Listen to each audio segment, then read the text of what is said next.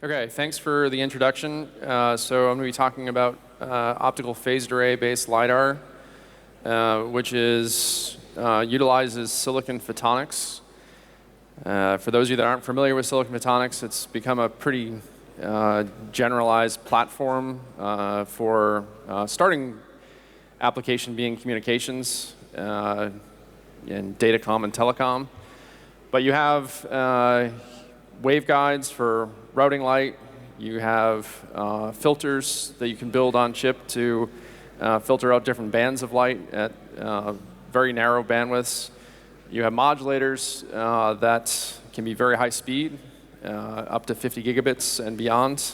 And you have photodetectors, all integrated on chip. It's all made on 300 millimeter wafers using the most advanced fabs in the world. And in fact, all of the major foundries today have some sort of silicon photonics offering, at least the most advanced fabs. And what, of course, we're trying to address here is how do we get from where we are today, which is roughly, let's say, level 2 autonomy, out to level 4 and 5, where you can really have a fully autonomous vehicle, and what are the requirements to get there. And one of the major requirements is that you can discern objects that are far away from your vehicle. Typically, we hear 200 meters as a requirement, that you can separate two nearby objects. And one of the examples that's given to us is, if you have a construction worker standing next to a column, a bridge column, that you can identify that in fact you have a construction worker there separate from the bridge column at 200 meters. And when you look at that requirement, that comes down to maybe 10 or 20 centimeters of resolution at 200 meters, so it's sub 1 milliradian. So then you can ask yourself, well, what technologies are available that can get us that type of resolution? If you look at what's possible with radar or LiDAR, the challenge is that you are limited by diffraction ultimately.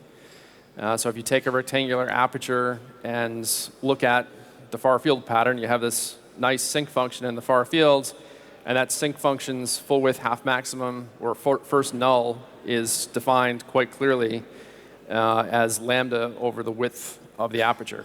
Okay, so it's the wavelength divided by the width of the aperture. If you're operating at 60 gigahertz, a high frequency radar, then what you find is even with a 10 centimeter aperture, you're looking at something like 5 meters of resolution at 100 meter distance.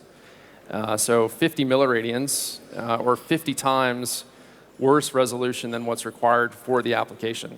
And now, your only options for improving upon that resolution would be to increase the aperture size. But to increase the aperture size by a factor of 50, you'd end up with a 5 meter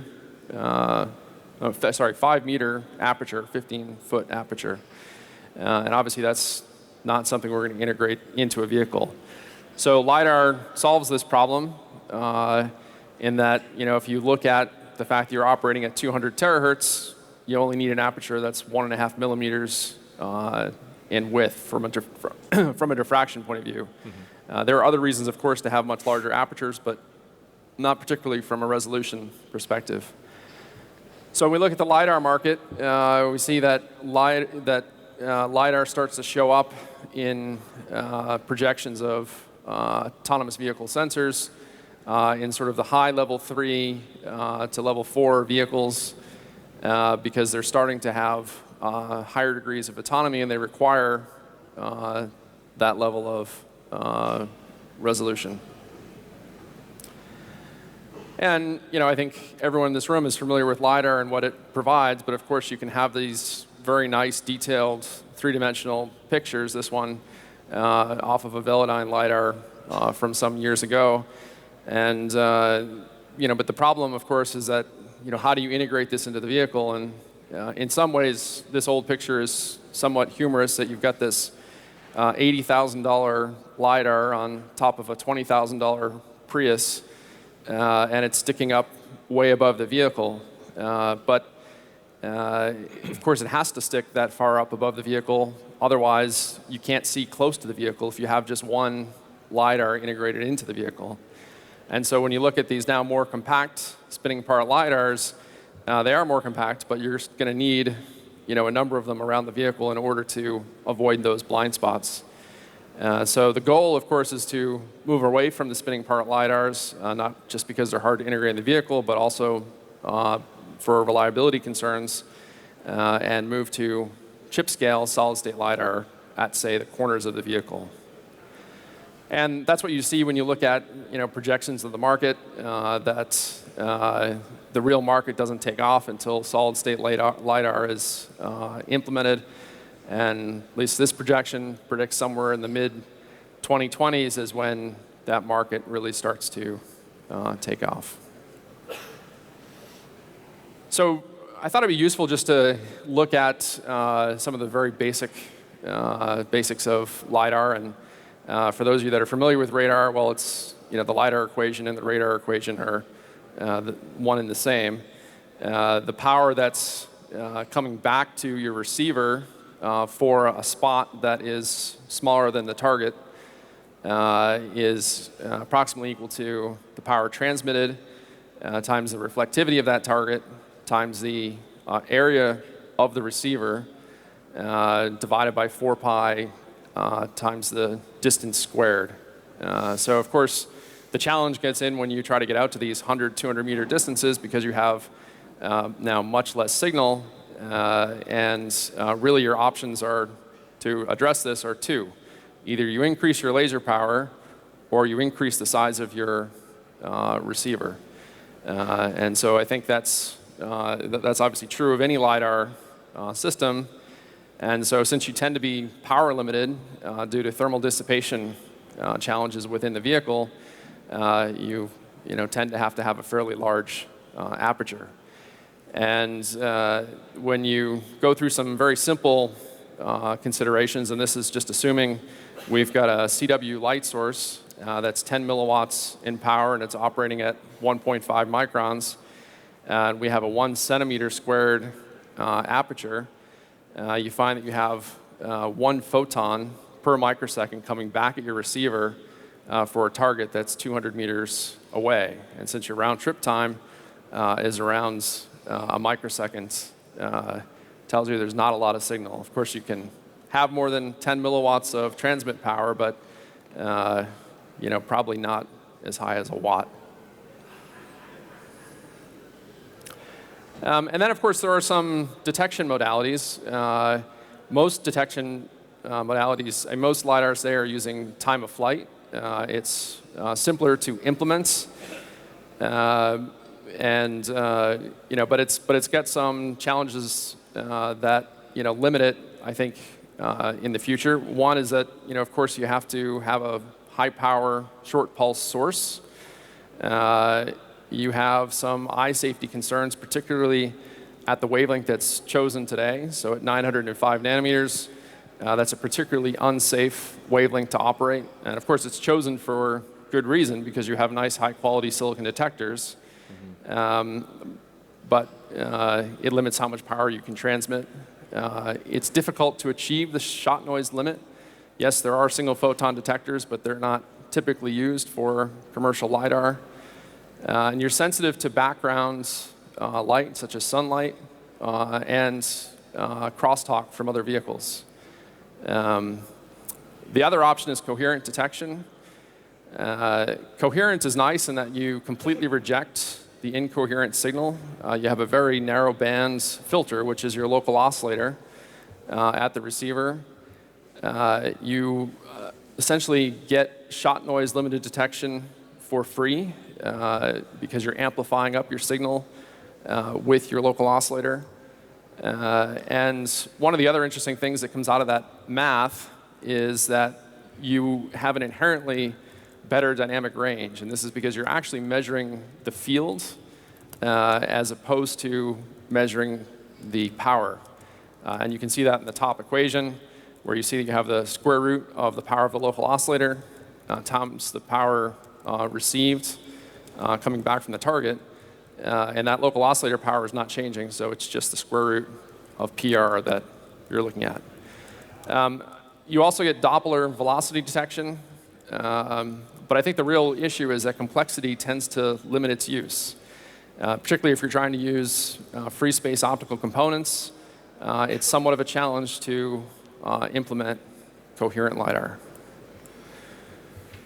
And then there's steering modalities, and I'm picking on the two probably most popular or two most successful today.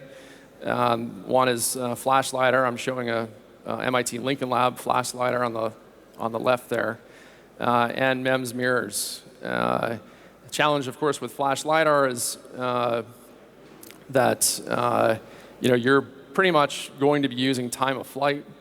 And if you're using silicon arrays, you're limited by, again, how much power you can put out of your laser. You'd like to use shortwave infrared, but the cost of indium gallium arsenide phosphide pretty much makes that impossible, at least the cost targets that auto manufacturers are trying to get to.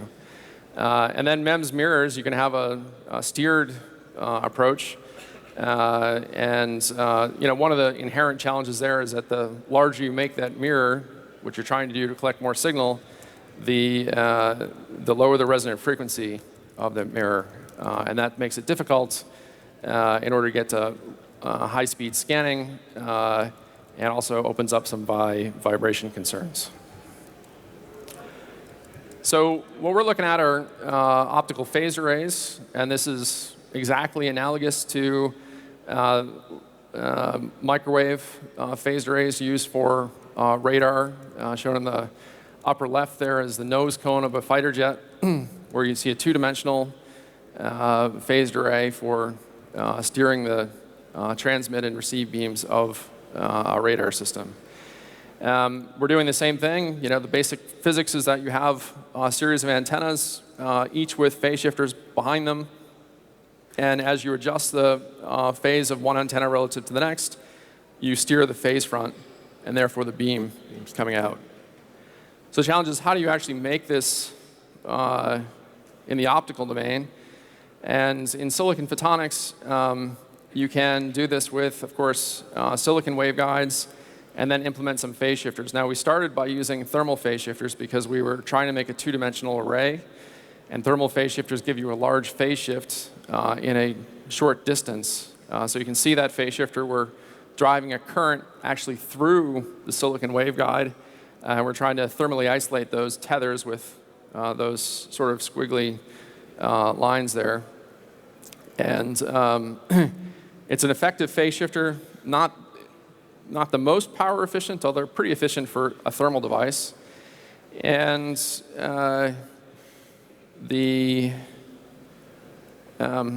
see if the device does steer the beam. So this is an array, a phased array that's been made. And you can see we're scanning the beam up and down, left and right. And it works pretty effectively, except there's multiple beams. And there's multiple beams because even though we tried to make that a very tight pitch phase shifter and antenna, we were limited to about 9 microns. So it's about 6 wavelengths between antennas. And that leads to higher order lobes in the far fields because you'd like to be really at half wavelength, ideally.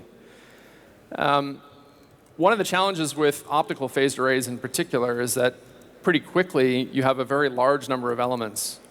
So if you want to show a large-scale optical phased array, you better have a pretty complex control circuit to do so because you're scaling into the many thousands to millions of elements quickly. So we wanted to show that we could make large-scale optical phased arrays, but we did not have the electronics implemented at that time. So we made static phase shifts within our array. So we just adjusted the length of those elements feeding the antennas and coupled light in row column fashion throughout this phased array. And this is back in 2012 or 13. And then chose a series of near field phase patterns to produce desired images in the far field. And my student thought it was funny at his thesis defense to suggest that he could have made patterns of his thesis committee in the far field. And it's kind of remarkable how well that comes out with a 64 by 64 element phased array. Fortunately, he chose the MIT logo and then demonstrated that, in fact, he could reproduce that in the far field. And I think actually the near field is almost equally as impressive in that we're able to uniformly illuminate this phased array, which if you think about it, you're losing power each time you're tapping the light off. So it's a fairly complicated design and fabrication challenge. But the phased arrays do scale. Now, as I mentioned, we really don't want to have these unwanted side lobes. So we moved to one-dimensional phased arrays. So we can now only steer with phase in one dimension. These are long antennas where we're emitting the light along the antenna. The other dimension, we're steering by changing the wavelength of the light. The advantage with this approach is that you get fairly wide-angle beam steering. So this was out to 51 degrees, and I'm slowly increasing how fast we're steering. This is with thermal phase shifters, and we were up to a 3 dB bandwidth of about 100 kilohertz. So that worked fairly effectively. The next question is, well, can we implement coherent LiDAR on chip? And I think this is a particularly important combination, phased arrays and coherent LiDAR, because we don't have single photon detectors on our silicon photonics platform. We're using germanium grown on silicon. So there are some defects. They're not perfect. And in order to get the sensitivities that are required, coherent is really required in this technology set. But we were able to show that this is actually fairly straightforward. So we have this track, this moving track, and we have a retroreflector, and we implemented the coherent receiver in silicon photonics. And basically, we're shifting the frequency of the light up and down. And if you have a ranging event, that shifts the pattern left and right. If you have a Doppler event, it shifts the pattern up and down, and you can discern both Doppler information and range information. The next question is, could we in fact combine these two so that we had coherent LiDAR with a phased array? And this is an early demonstration. It's a fairly small phased array that you can see on that image there. It's maybe a couple hundred microns long, maybe 50 or so microns wide. So it's a pretty small aperture. So these are short distances. But you can see that if we look at these different targets in the scene, that we're able to pick up their range by looking at the beat note of the return. So the first target is the target 1, which is the furthest one away. That's the highest frequency beat note because the laser has now shifted in frequency the most from because it's the furthest away. And you can see that the closest one, target 2, has got the lowest frequency beat note. The challenge, though, is, of course, you need to get to much larger phased arrays.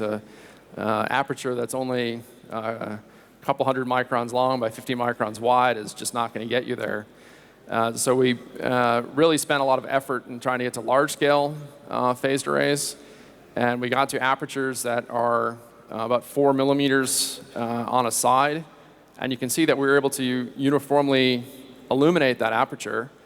And then if you look in the far fields, you see what looks like a two-dimensional sync function, which tells you that we have a nearly diffraction-limited beam coming out. So we are able to make large-scale optical phased arrays, and this is a demonstration of wavelength-based beam steering. So this is in our office area back in Boston. You can see one of my coworkers standing there in the beam on the wall, which is that bright spot within the white circle. And we're just scanning across our office area. And then implementing LiDAR across this scene. And you can see we have a false color image now imparted on top of the real image, on top of the visible image of the beam scanning and hitting those objects. And then in the upper right here, you can see that we're picking up the back wall, which is 25 meters away, office chair. We sometimes do a demonstration with a spinning umbrella, and you get the facets. If you hold it at an angle, you get the facets moving in one direction and then in the other, and you form this sort of cross pattern in the range plot, and the slope of those lines determines the velocity of those facets, and if you take the average between them, you get the range. This is now looking at the same individual walking in the hallway at different distances, and you can see that the furthest range at this time was out to about 40 meters as he's walking around there. We believe we're going to be out to 100 meters very shortly. One of the really neat things about optical phased arrays, these are now electro-optics, so there's no thermal phase shifters, is that we can steer the beam very, very rapidly. So we're limited only by our electronics control. This is controlled by an FPGA right now and some DACs, and the DACs are limited to a 25 microsecond point-to-point sweep time. But you can see there's really no settling. We just go from one point to the other. So if you're looking at a scene, and let's say your radar picks up an object out in the distance, you could steer your LiDAR to that object and get a much higher resolution image, dwelling more on the object of interest and not wasting your light in empty space. This is just demonstrating our beam steering here, 70 by 18 degrees up against a wall in our office. And just some of the oops, I guess the first pattern did not go. But you can see we can make high-resolution patterns. This is one of my photo. And now we're working on some things like packaging our arrays with lasers. Really the biggest challenge for us is getting the control of a very large number of antennas. As I indicated, you really need an aperture on the order of a centimeter squared. And if you think of the wavelength of light being around 1.5 microns, that means you're talking about 10,000 phase shifters that have to be controlled. That requires CMOS integration, and that's what we're working on today. So, as we look at optical phased array-based LiDAR, we see it as being coupled to a coherent receiver, which gives you single photon detection, Doppler imaging, isolation from neighboring LiDARs, and really no impact from the sun. So we expect no real shot noise or background noise from the sun because we have a very strong filter that really prevents the sun from even getting into our chip. It's purely made of silicon, yet we're able to operate in the shortwave IR. So we have no real eye safety concerns. And the optical phased arrays allow you to have very rapid steering, and they're also flat. There's no lenses in the system. So we think it's a pretty neat technology set. Of course, it requires still a little bit more development. It's further behind compared to time of flight. That's it. Excellent. Thank you very much.